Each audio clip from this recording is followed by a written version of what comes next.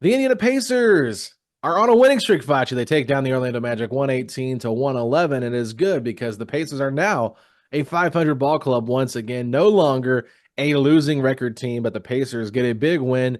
Had some different guys show up tonight, Facci. I think we said it was 7 guys or 6 guys ended up having 15 points or more for this team. It was a really balanced night. And my goodness, we've already got people asking us who the player of the game is going to be at the end because there were so many good players in this game and such a balanced scoring attack. But Pacers get a big dub against the Magic without Boncaro, and I thought to myself, I didn't love the way they played for the entirety of the game, but the results are all that matter. Exactly. All that matters is did you get a W or did you get an L? And the Pacers officially back to 500 at a time where not many teams in the East look even halfway decent. So it's safe to say the Pacers are very much in the mix of things right now at 4-4. Yeah, you mentioned no Paul Banchero. That should have been a bigger difference in this game, but it's classic Pacers basketball. It's going to be tight, coming down to the wire, and in the end, Indiana was able to close it out, hit the shots that they needed to be able to pull this one out. And I really do feel like this team is starting to get into a flow. They're starting to get into a rhythm, and it took a little bit longer than we expected, but it feels good. The Pacers got off to a great start once again, and it felt like this is going to be really awesome. They were up by 18 points, 49-31 with 9:34 left in the quarter. And then all of a sudden, the Magic go on a massive 14-2 run. And it was just like a 6 point game out of nowhere. And it was like, what is happening? Like the Pacers just had some long stretches there where they didn't score. And they got some good looks. They just couldn't score on Orlando's zone. And I know that Orlando went to zone a couple different times. Surprised they didn't stay in it longer, but they did go into it in the fourth quarter as well. And we saw the Pacers have 7 straight misses in clutch time from like the 4 minute mark to almost like the 45-second mark till I think Haliburton hit a three or something. So Mhm. it was 7 straight misses in a row after Mathurin had 2 free throws to put the team up 113-102. Those two stretches right there, it's just like could have completely flipped the game. And I was just like, wow, what is happening? Because it's like the Pacers are playing well. You think they're about to just like be able to close this one out. And of course, they just go on this cold shooting streak in the fourth quarter, missed 7 straight. And I'm just kind of baffled by how that happens because they had a really good fourth quarter as well, Fachi. If you look at their stats for the fourth quarter, the Pacers shot 11 of 20. So that means that they would Horrible. miss 7 shots in a row. They were like 11 of 13 besides that stretch, which is just like insane amount of numbers. No, it really is, and it's just it felt like the Boston game where you're up a lot. Hey, you're cruising to a double digit win, and then all of a sudden you start to ask yourself, "Whoa, are we gonna lose this game right now?" And that's what it came down to. In the end, it got as close as 113 to 111 before Haliburton drills that 3-pointer with 34 seconds to go that put Orlando away for good. Orlando would not score after that, but if Haliburton missed that shot in my opinion, Orlando had all the momentum. They really had Indiana exactly where they wanted them, and I was really, really nervous. It felt good to be able to pull it out and end, but like it would have been too good of a performance, I would say, for the Pacers to just waste because you talked about early on how they got off to a great start. Season high, first quarter, 38 points. 38 points the first quarter. That's the best for Indiana so far. And then you talked about the 18-point lead. Off air, we were talking about Indiana was shooting 72% at one point and then was trailing. That cannot happen. Another interesting stat is that Orlando averages 42 points in the paint. They had 38 by halftime Yeah. without Paulo Banchero. That cannot happen. But I just feel like when push came to shove last time for Orlando, it was Anthony Black who hit a really big three-pointer that won it for Orlando. This time it was Tyrese Haliburton hitting a really big three-pointer that put Orlando away. Sometimes that's just how the cookie crumbles, and tonight it was in our favor. No, you're right. I mean, the points in the paint was a big point of emphasis for Orlando in this game, and it was kind of frustrating to watch Indiana just completely allow guys to get to the paint. And we've been pretty positive about Mathurin. I feel like the game was overall pretty positive for him, but there were some rough stretches there defensively for him when he was trying to guard Anthony Black in the fourth quarter, and he knew the screen was coming, and it was almost like he got stuck in mud and couldn't pull himself out to defend and not worry about that screen. It was almost like instead of just like, I'm going to guard the ball handler no matter what. And then if they do run the pick and roll and he goes to the left where the pick was being set, him and Miles can switch. It was almost like he was like, what am I going to do next? And as he's trying to process what's going to happen, he ends up letting Black blow right by him. And then Haliburton picked up 2 quick fouls in that fourth quarter trying to help on that help side. And so I just, I thought Mathurin had a really good game, but there was just little things like that where the Pacers just allowed so much penetration into the paint. And then you have to also remember Andrew Nembhard, 6'5", was drawing the Franz Wagner defensive matchup. So Tough. that's a tough task to ask him, especially when he's only in the second game back from that knee injury that kept him out a couple of games. So, I just felt like overall, though, like this is a big win because Tyrese Haliburton showed up in the clutch. I know that he didn't have great numbers. I think he had like 7 points at one point, like in the third quarter. Did. Yes. Yeah. 10 in the fourth. Yeah. We'll take it Yeah. anytime. I think that we can go ahead and just give Tyrese Haliburton the Reggie Miller clutch player of the game, right? 100%. Yeah, I Well, mean, he hit some big shots, massive shots when the Pacers needed him. And I saw a few times too, and he was like trying to create offense. Like he was driving against the Magic zone, and he like tried to throw him behind his head or something. And like you can't do that with those trees down there that they have. So I just overall, I was impressed with how the Pacers were able to kind of be resilient when the shooting streak did happen there, where they missed the poor shooting streak happened where they missed 7 in a row. But overall, I thought Haliburton was really clutch in that fourth quarter. They really needed him big, especially when you only had one field goal attempt for Mathurin and one field goal attempt for Siakam in the fourth quarter. And those were the guys that were kind of cooking early on. no, it's true. I mean, as it relates to Tyrese Haliburton, I felt like at times KCP was just all over him, and it was really tough for Haliburton to do almost anything in that first half. But yeah, seeing him come alive for 10 points in the fourth quarter, just huge. So that's everything that you needed. And man, he's had some clutch moments so far this season. I know the missed free throw against Philly was as unclutch as it gets. But think about the shot that puts away Detroit. He had obviously a big shot tonight.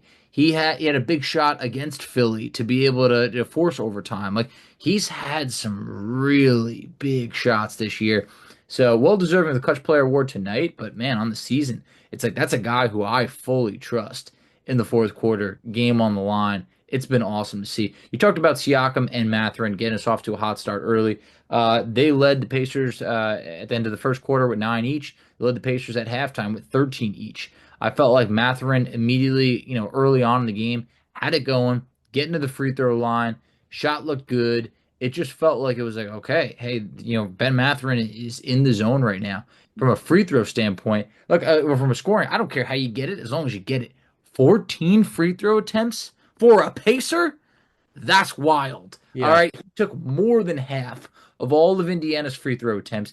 And the best part of all, he goes 13 of 14 from the line. Like to me, that felt like James Harden, like where it's like, hey, this guy's just earning these points, and he constantly puts the pressure on the defense, attacking the rim in a way that no other Pacer is able to do. You think the Pacers missed this Mathurin against the Magic last time they played? Oh yeah, yeah. I Yeah. mean, He wasn't playing with the same confidence at that point, right? And I think it comes after we talked about this, right? How he had that rough game against Philly. Carlisle and him had that conversation. So I think that in his head, he was probably just like a little bit too like absorbed with thinking about what he's supposed to be doing instead of just playing freely. But we've talked about this, since he's been, put in that starting lineup, he's been playing really well and kind of getting a groove. And I think that that's a great thing to see. And he's doing it consistently, which has been awesome because we were unsure of how consistent Mathurin was going to be with a bigger role. But with Halliburton's kind of shooting and scoring struggles we've seen, you've needed that scoring from Mathurin to kind of lift the Pacers up. And, Nembhard, Turner, like they're just kind of, streaky scores. Siakam has been great all year long, but you need Mathurin to step up. And I think that the 14 points, or was it 13 to 14 from the free throw line? yep. It just, to me, it reminds me of how good of a free throw shooter he's become. And at this point, if there's anybody on this team that I trust to make a clutch free throw, I want the ball in Mathurin's hands. I know that Haliburton over time has been a great free throw shooter, but Haliburton has not been hitting his free throws at a high clip at all. And it's almost like it's mental. So I think that if you're the Pacers and there's like a technical foul and Mathurin's on the court, that's the guy that needs to be shooting the free throws. He's just been doing a much better job of connecting on his free throws. And I think with the ability to get there so frequently, like that's a big element of his game that nobody else on this team really has. So that's big because when you can put pressure on defenses like that, it changes the game completely. It really does, and I just feel like it always has the defense, backpedaling at times, and it's been great to see. I think for Mathurin, the scoring. Look, he's always been a scorer. It's always what he's known for. The rebounding lately, I mean, this man needs a standing ovation. 11 rebounds, and it's actually not looking like a fluke anymore. He's been rebounding lately. Alex, I got the shovel on me. I went Okay. dig. I dug up a good stat. This season, when Benedict Mathurin is playing 28 minutes or more, he's averaging 8.2 rebounds per game. That would lead the Pacers. If I told you that Benedict Mathurin would be our leading rebounder, nobody would ever believe it. Nobody. And I don't think he's going to finish the year as our leading rebounder. I do not expect that in any possible scenario. But I'm just saying, man, when this guy is playing consistently, we're starting to see him really make a much more effort on the glass, and that's been a point of emphasis for a while. That can he do that? There was times last year and maybe even 2 years ago, he'd finish a game with 0 rebounds, sometimes even 0 rebounds, 0 assists. Yeah. This man is impacting the game far more than just scoring right now. Yeah, you can just tell he's maturing as a player. And I think that's a beautiful thing to see because we've all been wanting it. And I don't know what kind of flip. Like he was good in Detroit, but he had his moments. Obviously, New York was a blowout early game, that the Pacers were down like 30 in the third quarter. So it was really hard to get a feel. I know he played well in the first half of that game, but it just feels like ever since the Boston game, we've seen Mathurin unleashed and almost like a totally different player. So I don't know what, switch he flipped on, but obviously it's been great for the Pacers. So the rebounding has been awesome. It's been a point of emphasis. You can tell that it's not one of those things where it's like, oh, he's just doing it to get his stats. He's literally doing it in the biggest moments. And there's been times where he's even been effective offensively, just getting in there and kind of trying to, even if he doesn't get the offensive rebound, like just still trying to pursue the basketball, which I respect that a lot because there's a lot of times, I was getting annoyed at Turner in the first quarter because of that one possession. I'm sure you remember it where Goga ended up getting the rebound when Miles just misplayed it. And it's just like Miles just kind of stood there. Then he ends up like forgetting where he's supposed to be at. And he's like, oh, I guess I'm going to guard KCP, and then just leaves an open man wide open for a layup. I'm like, okay, this is like a not a great possession. And I think there was just some miscommunication on the defensive matchups there. But that rebound that he allowed Goga to have, I was like, man, I want to believe Miles Turner can get double digit rebounds on a night to night basis because Rick Carlisle and Lloyd Pierce had a conversation with him before the Dallas game, and they were talking to him about how they need him to get 10 rebounds a night. And Yeah, so I'm just like, the fact that we're finally hearing this is great. But why did it take Rick Carlisle to this point in the year? And number years. one, this year, but number two, like the fact that he's been coaching him for like 3 years, how do you just now realize that that part of rebounding is so important? I don't know. This has been something we as a fan base have been asking for years. And there was also a moment tonight where Miles got an offensive rebound. I went, yeah. And then it was a turnover. And I was like, oh my God.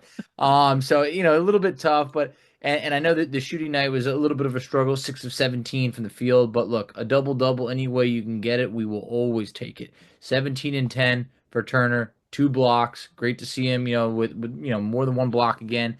And it's the rebounding. Like, I think that it's like, we will sacrifice a bit, on the scoring. Like I'm cool if Turner's giving us 15 points, but if it's 9, 10 rebounds, 15 and 9, like that, sign me up all day compared to say 17 and 6, So I just think a couple extra rebounds here or there would go a long way for this Pacers team. So we're happy with it. Like we mentioned, 6 Pacers scoring 15 or more. That is just something the rest of the league really can't keep up with. And we know that 4 players on this team scored 17, but one of them had a career high tonight, and Yeah. that's Jarrus Walker. Alex, we got to give Jarrus the stage right now. This was an awesome performance. He didn't just score 17.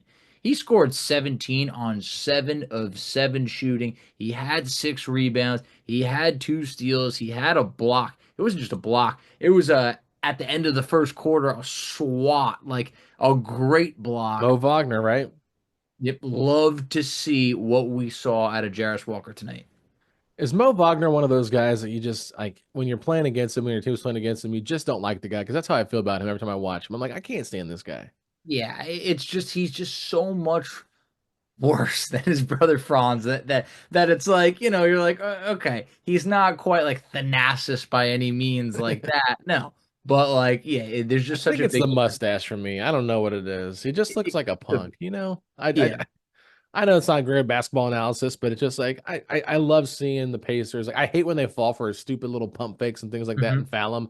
And he plays hard. Like he's a good player and he's really grown. I know that he was like a Lakers draft pick, right? So maybe that's why I don't like him either because he was originally a Laker, Michigan guy. But no, you're right. Jarrus Walker definitely deserves his flowers. I mean, what a game in Facci.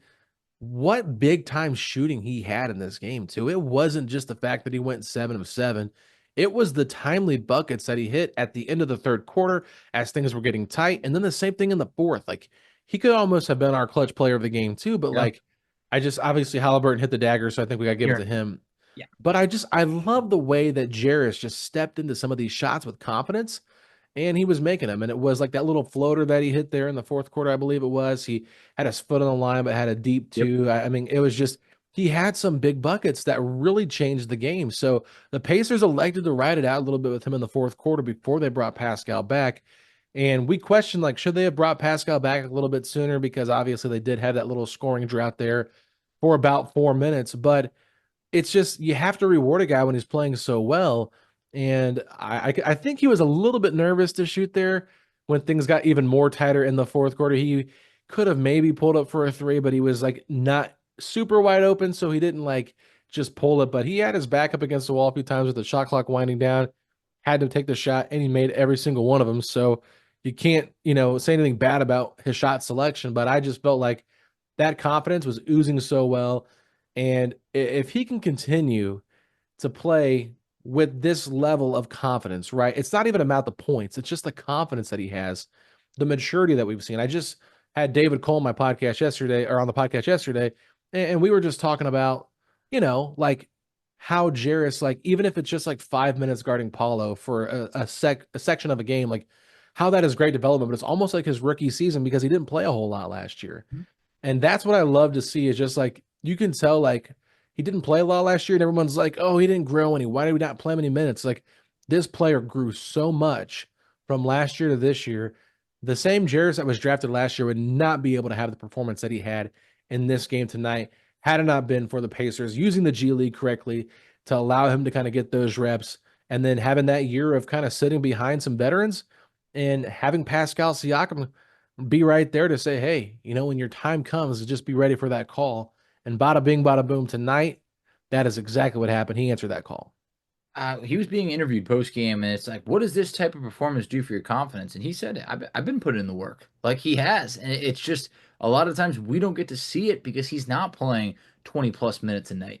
So, yeah, it's, I think Indiana's bringing him along in a very nice way, compared to what they do in the NFL, where a guy like, maybe Anthony Richardson, who's getting thrown in there and then short leash getting taken out, a guy like Jarace Walker has been able to learn a lot behind the scenes and not have to take on too much. And I think that nights like tonight really show how special of a prospect that he is. Because you look around the league and it's like, hey, Grady Dick is leading all sophomores in scoring with over 21 points per game. Hey, Grady Dick's on a bad Raptors team that he's going to have endless opportunities. He had a big opportunity last year. And there's plenty of other guys, that we mentioned before, like a Bilal Coulibaly, who has a huge opportunity. Jarrus doesn't have that same opportunity, but on a night like tonight, he flourished and he just looked great. I saw him contesting on defense, just doing everything right. And it is a really good team. There's great veterans on this team, and I think that are bringing him along the correct way. And at times we talked about how it's like whether it was summer league or preseason, him shooting a lot of threes at times. Well, tonight that three ball looked really well. I mean, 3 of 3 from 3 point land. Even the previous game, 1 of 2. All of a sudden, we're starting to see a little bit of a larger sample size that like, hey, Jarrus Walker could end up being a really good, shooter in this league. And that was something that was, a little bit up in the air, coming into the draft of how good of a shooter he actually could be. He's just had a lot going on. Like this is his 41st career game, and that's like half of a season. So Wow. it just kind of shows you where he's at in terms of like developing and trying to figure out where he fits because there's been times where he's not had a lot of playing time, but he's gotten into the game for a few minutes, and it's tough. It's tough for a guy not to be consistently in the rotation. That's why I've said it the last few episodes, and I just continue to say it. It's just like having a condensed rotation of just 9 players makes a massive difference.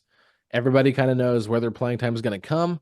And if they end up playing a little bit better, right, they're going to get more minutes. So it's just like guys are playing a little bit freer, knowing that there's nobody waiting in the wings behind them to kind of come in and take their minutes, right? They still have to perform at a high level, which they're doing, but it's not like they're having as short of a leash because Carlisle can't afford to have a tighter leash on these guys and has to allow them to play through some mistakes, and that's okay. But I really am happy for Jarace Walker. I think this was a breakout game for him, and I want to see what he can do to build on that because the Pacers, they need a 6'8" wing. They've desperately needed somebody like that. And so the fact that he has transitioned into the three, I mean, he was legit playing the three tonight Yep. with the backup group, with Siakam and Toppin. I mean, that's not necessarily the biggest front court, but they're all about the same size. They can kind of switch defensively and do some different things. So he just adds a different element to this team when he can play.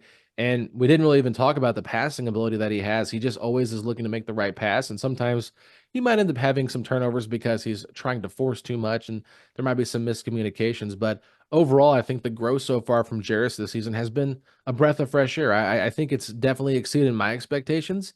I never would have expected him going 7 of 7 from the field for No. 17 points against the Orlando Magic in a big game. But like that's the team that you need someone like Jarrus to be able to play against because of his size and because of his wingspan and with how lengthy and long the Orlando Magic team is. No, it's true. And I also just feel like he doesn't like go into business for himself. Like he's not really out there just trying to like, oh wow, Jarrus Walker just put up 10 shots in like a short span. It's like I feel like he's playing the game right. On a night like tonight, I don't know if maybe, he didn't want to mess up like his, shooting percentages towards the end. It was like, all right, hey, I'm just gonna play it safe. But it's like he had it going on, and I would have been all right if he put up a few more shots because he had been just, like we said, 7 of 7 from the field. But it's so ironic that it's like we had another guy who also went 7 of 7 from the field. That's TJ McConnell. McConnell had 15 points, 5 assists, 7 of 7. And Alex, I'm not gonna lie, it doesn't matter how many years he's been on this roster. I still do a double take when he hits a 3-pointer. And the reason why I do that is because his threes have not looked good this year.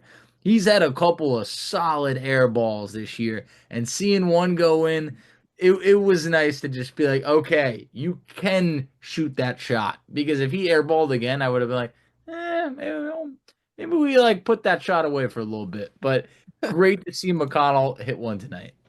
No, I mean it was so funny because they did show a little package of McConnell's offensive moments here with when Bally or excuse me FanDuel Sports was playing a little replay here of like how McConnell's been doing in the game. It was like when they're coming back from a timeout, and Quinn Buckner's like showing McConnell make that three, right? And so he's giving us a little play by play.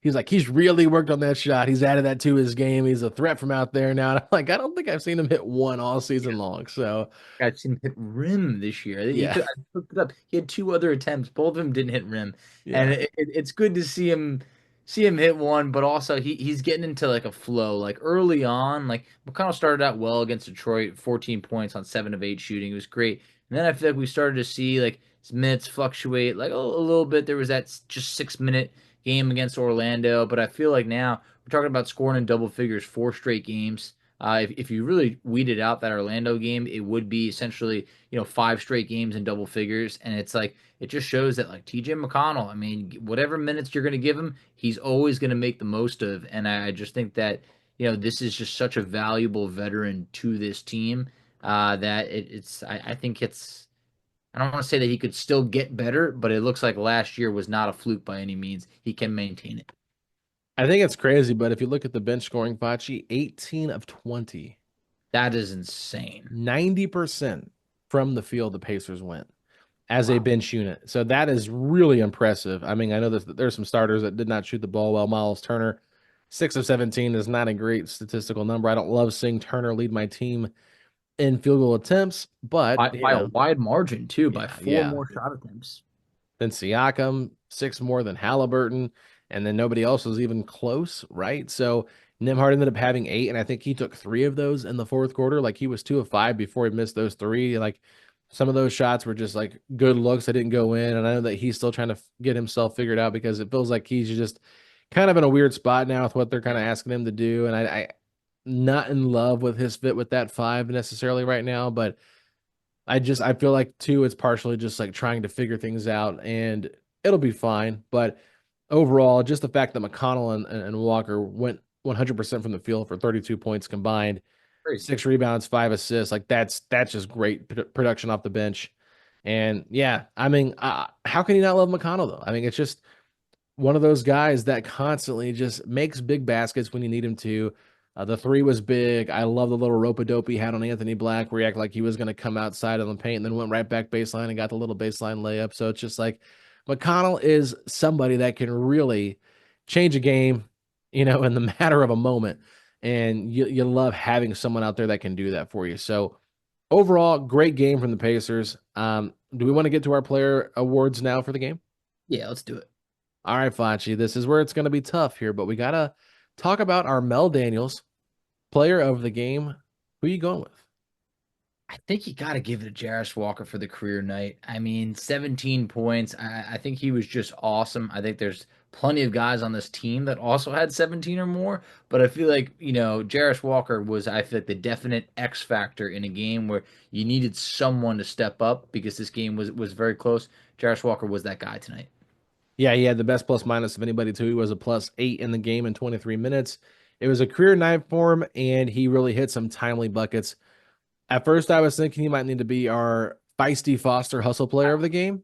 I debate that too. But I think that with how everybody else kind of ended up playing and statistically wise, looking at the stats and just what everything meant, I think you're right. Jarrus Walker has to be our Mel Daniels player of the game. We've already given Tyrese Haliburton our clutch player, Reggie Miller clutch player of the game. Who are we going with for the feisty Foster hustle player of the game? This is going to be a tough one. I'm not gonna lie, I'm really torn because there's a part of me that still wants to give it to Jarrus Walker because I saw him battling and he led the team with, he had 2 steals, he had a block. But there was also a little feisty moment from Benn Mathurin, which I enjoyed. It was KCP throws down Haliburton to the ground, basically, whatever it is. They got into a bit of a tussle, and I wanted to see who's gonna be the first one in there. It was actually Benn Mathurin who ran over there first, and I was like, that is growth right. That's a good teammate right there, kind of getting in there. And Mathurin was a little feisty also against New Orleans. He got into a little, some words were exchanged. And also with the rebounds that he pulled tonight, if I'm not going to give it to Jarace Walker, Benedict Mathurin might be getting my vote. What about you? Yeah, it's a good one. I mean, I think the 11 rebounds really speaks for itself. The fact that he got to the free throw line and had 14 free throw attempts, it just kind of shows you how he was hustling in all different ways. Now, defensively, there were some rough moments Yeah, there, but overall, this is a tough one. I mean, you probably go McConnell again just because it's it was good. McConnell, but I McConnell think Award. that, what'd you say? Could be the McConnell Award, It It's could he's be. always feisty. But I like how you brought up the fact that he was the first in there to help Halliburton up, and he is kind of the enforcer for the guys that are actually on the court. Like, who else do you fear on the court when you're playing the Pacers? Nobody. But who's gonna muck it up? Who's gonna get in there and start some stuff? Benedict Mathurin will almost every single night, right? So I'm fine with that. I think that it's fine to give Benedict Mathurin our feisty Foster hustle player of the game. So good to see him get that award because too often we saw him being too cool. So this is great to see him get that award. So other than that, I don't think we have much else to say on this game, Facci. Just quickly looking at the Orlando Magic and how they performed, was there a player or two that stood out to you from them that you're like, man, I really enjoyed how they played tonight? Franz was just really good. He had Wagner? 20 points, but what I want to say is he had 21 in the first half. Indiana did a good job staying on top of him, holding him to just 7 points in the second half. So, Franz Wagner is someone who I'm going to admit I did not like coming out of the draft. I was not a fan. I was not sold. He has been a great player. He really has 28 points, 8 boards, 6 assists. He's not afraid to put some shots up. He had 23 shots. No other Orlando Magic player had more than 10. So it's like he was that guy for them. And he's, I think he was as I advertised tonight. I would say good player. Much quieter night for Jalen Suggs in this game. Just 15 points, 6 assists, 5 rebounds. I know that that's a pretty decent stat line, but the way he played the first game that these two teams met, it was much different. Did not have nearly the same impact from three, only going 1 of 3. So I felt like it was a quieter night from him. But can we just talk about Goga for a second? I Yeah. mean, no, I always want to say Willie Cauley Stein because it's WC, but it's Wendell Carter Jr. No Wendell Carter Jr. tonight. No Paulo Banchero. When Goga starts and he's playing against Miles, I'm always curious to see how he wants to take on that matchup. Former teammate, probably his mentor too when he was there a little bit. But I can't get over the hair. It's just so It's funny very to me. different. He's I'm got not used long hair to now. him having flow. I Yeah. was not expecting that when I saw it because that's the first time I've seen Goga this season. Well, other than the other game, but like when I saw him, I was just like, wow, yeah, that takes a second look. And then I went to myself, man, if only Goga had stuck around, he'd be the backup center right now. But it's been years, there's no way we would have had Goga on this roster all this time. But he does get a double double, And 10 three points. blocks. That was 12 huge. boards. Yeah, 3 blocks, 4 offensive rebounds. The 3-point shot always looks good, never quite goes in. Yeah. 0 of 2 tonight, at least keeps it consistent from how it was in Indiana. But at the same point, I'm just happy he's carved out a role in the NBA because I always felt like good player who just like truly didn't get a chance for his first few years in the NBA, and he's found a home in Orlando. Yeah, he really has. And I'm happy for him. He got that contract extension as well in the offseason. So you can't say anything bad about Goga. Goga was one of the funnest players to have when he was around, even though he wasn't playing a whole lot.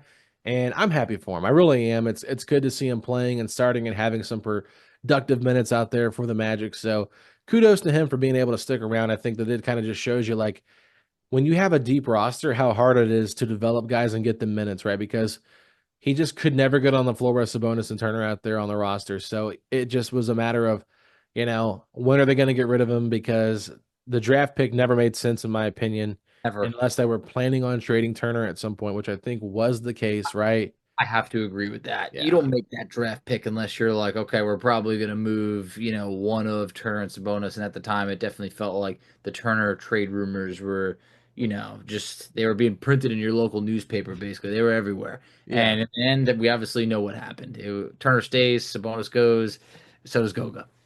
Yeah, it's almost like every deal the Pacers tried to do with Turner, it always got held up for something, Mhm. whether it was like what teams wanted back in return, injury, Danny Ainge wouldn't trade Gordon Hayward, so then Charlotte kind of steps in, and everything's worked out perfectly. Like Gordon Hayward sitting on his couch right now and retired, and it's like, had Gordon Hayward been here instead of Miles Turner, like would the Pacers have actually been better that season? Potentially they could have. They don't blow it up. You don't get Tyrese. Like it's just crazy how everything works out Huge the way rip. that it does. So, you know, kudos, Miles, double double once again for him, 17 and 10. Just want to continue to see him aggressively go after the basketball and being forceful in the painted area. But yeah, the points in the paint was a big problem tonight for the Pacers. They have to do a better job. I mean, they just scored, I believe it was 78 against the Mavericks. Then they go back 2 days later and let Orlando drop 72, right, in the paint.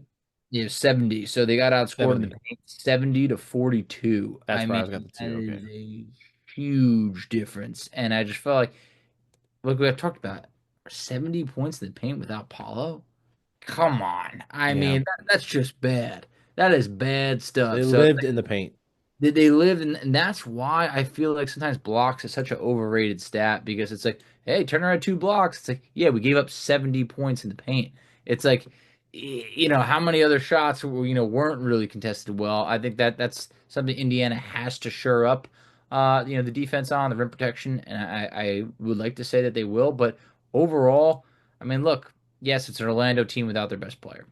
111 points, we'll take that. I mean, this is a big time difference than what we saw this time last year, where it felt like the Pacers couldn't hold anybody below 120, maybe even 125, really, for like the first like month of the year, it felt like. So I think Indiana has taken a step forward defensively this year. I think for a while they took a step back offensively. We're starting to see things even out a little bit.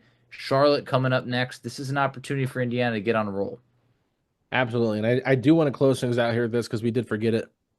25th anniversary of Gainbridge Fieldhouse being in existence. Tonight was the first game ever played there. The Pacers defeated the Boston Celtics, and I believe Reggie Miller led the team in scoring. And I Hey, believe Rick Smith made the first shot. So nice. I could be 100% wrong. I thought Awesome. I saw that earlier today. It's been a very busy day for me today. Going on basically the last 2 days, I've gotten 4 hours of sleep both nights. That Mavericks game killed me. I'm still playing catch Heck, up. that game took. I'm gonna be dramatic here. That game took a day or two off my life. Like Yeah, this that's a game little tonight dramatic. ended. Yes, of course. This game ended before The that Mavericks Mavericks game started. started. Yeah. And it's like, look, I am an old man for my age. That day, that morning, I was a grump. I was exhausted, and I had a lot of energy after this Orlando Magic win. When we beat this team, I was like, I'm ready to podcast. Like, let's go. Here we go. That Mavericks game, man. Thank God they won. That's all I'm gonna say. And let's just say thank God you don't edit because you would have been an even grumpier man, right? Sure, I I mean, would. I was up, I didn't go to bed till 2 o'clock Yeah, I mean on that's Tuesday morning, basically, and then got up at 6 for work. So, brutal. Brutal. I don't know why I do it to myself, but as someone at work told me, we're getting too old for this stuff. So, Yeah, uh, yeah, of but hey, we got to have the podcast on for the fans. That's all I care about. And course. so, then the next night, I didn't go to bed till midnight. Got up at 4 to do my job where I do some cleaning before I go to my real job. So, what am I supposed to do? I got all these extra jobs because I'm trying to make some money for a living. I got a kid on the way. Life happens, but not complaining. I'm just saying I'm tired, but you got to push through. That's all you got to do. So, Hey, that's what we do. But for you guys, listeners, we really appreciate you guys, and that is the motivating factor at the end of yeah. the day that does have us push through. Trust me, like you can hear from us. There's times that we are exhausted, but we know what it's like when you're looking forward to an episode in the morning, and we always want to deliver on that. Yeah, for sure. I mean, if we were barely getting any interactions for this, I think we'd probably be back to like one or two a week. Yeah. But because we know that there is a fan base out there that is just craving Pacers content, we want to make sure we give it to you guys. So thank you all so much for listening and tuning in and for helping us out by doing that. So other than that, Facci, great one by the Pacers. They get back to 500, and now they're currently sitting at third in the Eastern Conference Think after about a rough start. So here we wow, go. 4 and third. 4, The third in sky the was East. falling just a couple of days ago, and we're in third. Life is good. I'm telling you Extra right pep in over. the step tomorrow The with that pep one. in the step is Third so place Pacers, real. baby. The exactly. I can't wait to text someone that the third seed. Set, All I hey, want to guess where the do. Knicks are at? They lost to the Hawks tonight. Wow, there we go. That's the motivation that I need because I mean Knicks fans came for me so hard when the Pacers lost to the Knicks, and hey, we got the Knicks coming up pretty soon. I think that's a good opportunity for the Pacers to get some revenge. Hopefully, they're still on a hot streak, and can keep that momentum going. Yeah, you know what? Setting the pace. We're doing that for everybody here. But yeah, great to see the Pacers where they're at. I will say the only thing I'm sad about when I look in the standings is seeing that one by the Philadelphia 76ers record and knowing that it came from us.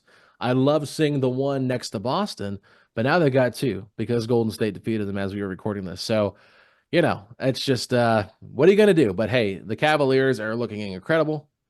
I mean, I don't know if they ended up pulling out that game against the Pelicans tonight, but if they did, they will stay undefeated, which is crazy to think about. But it's been like 10% of the season now, and they haven't lost a game. So, Quick thing on that, I did the math in my head. I was like, wow, the season's already 10% done. Feels like it just started. And then second, you talked about the 76ers having a one next to their name. They've been out, without Paul George and Embiid. What about the Milwaukee Bucks having a one next to their name? They have one win with Giannis, and it's just like that just shows you that the season is long. Because I'm telling you, the Bucks are going to figure it out. The 76ers, they're going to figure it out. The fact that the Pacers can be 4-4 right now, and we know they have not played good basketball, makes me feel very encouraged that things are going to end up evening out, and I think the Pacers could end up playing some really good basketball down the stretch. They've also battled some injuries early on that I feel like it's like, hey, if this is what it is right now, bring it on because the best is absolutely in our near future. are the Bucks going to turn it on? I don't think they are. I'm Well, worried the about the definition, Bucks. what is on for them? Because their record with Doc Rivers is downright atrocious. That there's already the little whispers like, hey, well, if Milwaukee fires Doc, it's like, can they just fire a coach a year? Like I think they're still paying Budenholzer. Like they got they're paying Griffin. They got coaches on their salary that they're paying to the point where it's like they kind of need to have it work out with Doc Rivers because he signed a 5-year deal. You can't really A fire. massive deal. Yeah, exactly. And now it's at the point where like I feel like the longer this goes on, we're starting to hear, could Giannis want out and things like that. And it's just like Man, you know what? If rock bottom for us was losing to the 76ers, very early on in the season, no one's going to even remember that as the season goes on. Yeah. A lot of stuff to talk about. And I'm sure you listened to some of the clips today that came out from Kevin O'Connor's podcast with Coach David Thorpe. I actually listened to that podcast today, and David Thorpe had some very interesting comments on what's going on with Milwaukee. And he said it's more of a Doc problem than it is a Dame and Giannis problem. So they've just been bad since he's been there. And he really talked about just how poorly Doc has coached the team in terms of not getting young guys into the rotation. He has zero trust in young guys, and he's spending all of his minutes giving them to like Torian Prince and Gary Trent Jr. And we saw how bad Prince was with the Lakers. Like, yeah, he played well for like a portion of the season, but he ended up getting pulled out of the rotation.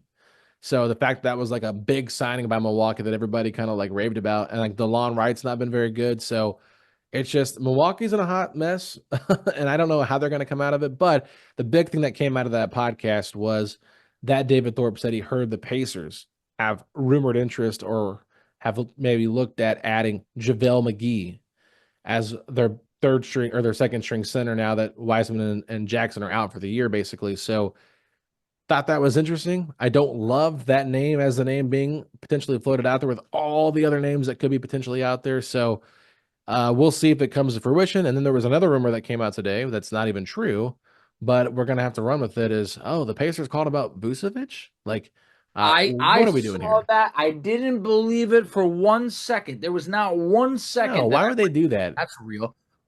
Why would in what world? Like if you think about it from a salary standpoint, you would have to be talking about dealing like Turner, because you're not gonna just bring in like Vucevic and then like bring him off the bench and have him and Turner. Like, he's not gonna be a backup center, so that's not gonna happen right now.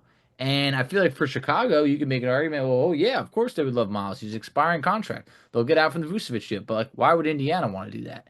Yeah, And I just feel like to me that is totally not true. yeah, and it's like even if they were gonna trade for him just to bring him off the bench, like you're gonna have to give up a lot of assets just to get him. You're talking like Neesmith and Toppin plus something else. Like Yep. you're not trading three You're not doing rotational guys for a backup big or a big that's not going to help you that much. And it doesn't really fit their play style. He's more of a that at slow all. paced guy. Yeah, he can shoot the three, but like, I don't know. I'm not saying Vooch is a bad guy, but Vooch is regressing as a player. It's just point 100%. blank, as simple as it gets. And that's why I still believe in going after a smaller guy, like a salary guy that's like a Bruno Fernando or a Duop Reith or even Frank Kaminsky, like somebody that has a little bit still of a ceiling left in their game. Maybe Frank doesn't have a ceiling, but he's probably right at it. You know what I mean? So it's like maybe he already Tall. Probably, passed probably it, bumping his but head on it a little bit. yeah, But I mean, you know, regardless, like I want someone that actually makes more sense in the names that are throwing out there. And JaVale, like he is very tall, very long wingspan. Like you know, he used to be very athletic. I just think at 36 and with 16 years in the league, like it's just how much more does he have? not much. And I think any highlight that you look back on JaVale McGee, it's like, yo, that was like closer to 2010. Like that was closer to 2015. And it's like games change. I mean, he's not the same guy anymore. And like, what is the role? Is it playing 10 minutes a night? Is it playing, 15? 15 feels like a lot for a 36-year-old JaVale McGee. Yeah, So to me, I think the Indiana's got to go with someone just a little bit younger that can play a little bit faster. I know we saw some of the names in the comments was like, what about Dwight Howard or DeMarcus Cousins? And it's like, Dwight Howard. I Come just, I on. know. It's like Dwight Howard, I feel like every chance he gets is like, what about me? What about me? Why are they giving him the money? Like why did Rudy Gobert get that? You could have just paid me. It's like, Dwight, it's over. It's done. Like, Yeah, you were just on Dancing with the that's Stars. that, and there's so much more to it than just the basketball There stuff is. with Dwight. Absolute Dwight He is a Howard. weird cat. Yes, he is, and we'll leave it at that. I just don't think that we need to mix that in the locker room right now. When No. you can get plenty of other guys for the minimum salary that don't need the spotlight in any which way. The only pros I can see with JaVale McGee, right, is one, he did play for Rick Carlisle in Dallas for a little bit, and he has won a championship, right? I think he has technically won 3 championships in his career. So he's been around championship culture. I think he would be a nice veteran to this team that probably needs one, right? But at that point, what's the point of having James Johnson if you're going to have JaVale McGee? Like, I mean, it's not a bad thing to have two vets, right? And I think JaVale's going to understand his role, which is a good thing as well. But I don't know. Would I rather have JaVale McGee playing 10 to 15 minutes a game, or would I rather just continue to have Obi Toppin at the five? You know what I mean? Like, that's where I look at it as if I give JaVale 10 minutes a game, that means I'm cutting into Shepard and not Mathurin, Shepard and Walker's minutes or Toppin's minutes. And I just don't love that right now. So to me, if you're not going to make a move to bring in somebody a little bit younger, like if you want to have him on the roster just in case Toppin and Turner get in foul trouble to play him, that's fine. But played for the Kings last year, played like 40 some games, which pretty much means he played half the season. I don't know. The numbers weren't great, and I think that he has totally regressed as a player. But overall, Pacers have to do something. They can make the contract non-guaranteed, one of those type of things where they could cut him if they do want to actually add a little bit more reliable backup center, for playoff time, things like that. And that could be where they do just kind of do like a stopgap here with JaVale for a short stint. But we'll see if it actually happens, right? Like it wasn't like anything David Thorpe was saying just to be like a reporter or anything. He just that's what he heard. And he also mentioned how he was at the Orlando facility when the Pacers had their training camp there, the players only camp. Said Tyrese Haliburton didn't play 5-on-5 during that time, which I thought was interesting. And he said he also went to the Magic game last year, and they kind of talked about Haliburton's play. So a lot of good information there if you guys want to listen to Kevin O'Connor's recent podcast. But Facci, we've got a little bit lengthy on this one. Had some extra stuff to talk about besides the game, so hopefully you guys enjoy the JaVale McGee talk, and of course the Pacers now being third in the Eastern Conference. But Facci, if you're glad the Pacers are back to 500, then hit me with those three words. Let's go, Pacers.